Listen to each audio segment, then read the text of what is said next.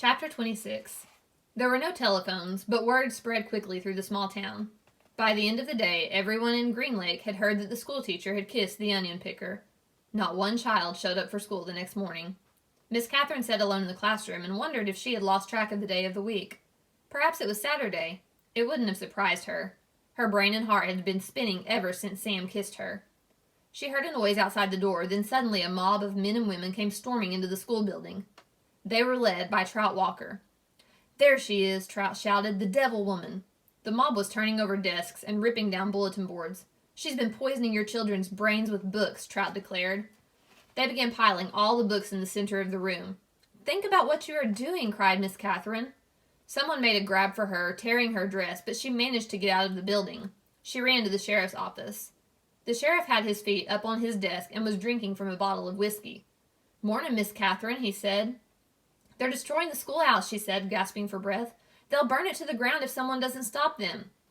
"Just calm your pretty self down a second," the sheriff said in a slow drawl, "and tell me what you're talking about."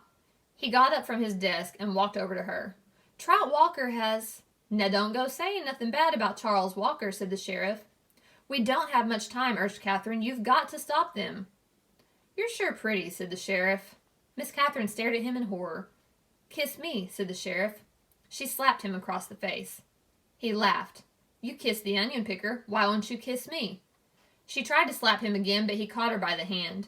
She tried to wriggle free. "You're drunk," she yelled. "I always get drunk before a hanging." "A hanging? Who?" "It's against the law for a Negro to kiss a white woman." "Well, then you'll have to hang me too," said Catherine, "because I kissed him back." "It ain't against the law for you to kiss him," the sheriff explained, "just for him to kiss you." "We're all equal under the eyes of God," she declared.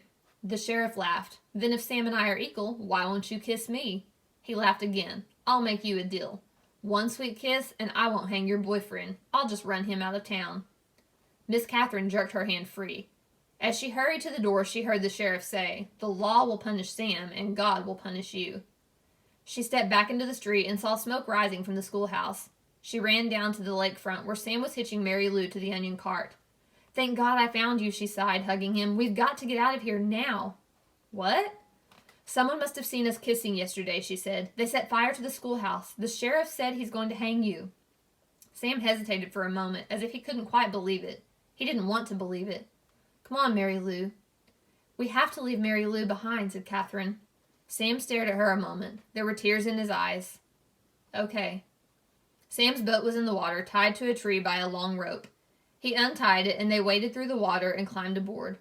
His powerful arms rowed them away from the shore.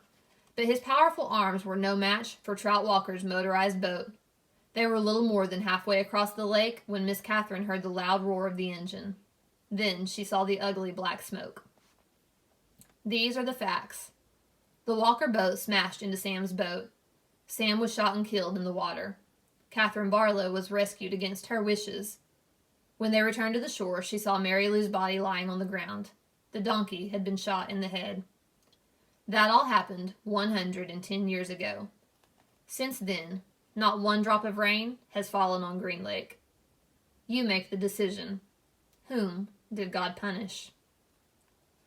3 days after Sam's death, Miss Catherine shot the sheriff while he was sitting in his chair drinking a cup of coffee. Then she carefully applied a fresh coat of red lipstick and gave him the kiss he had asked for.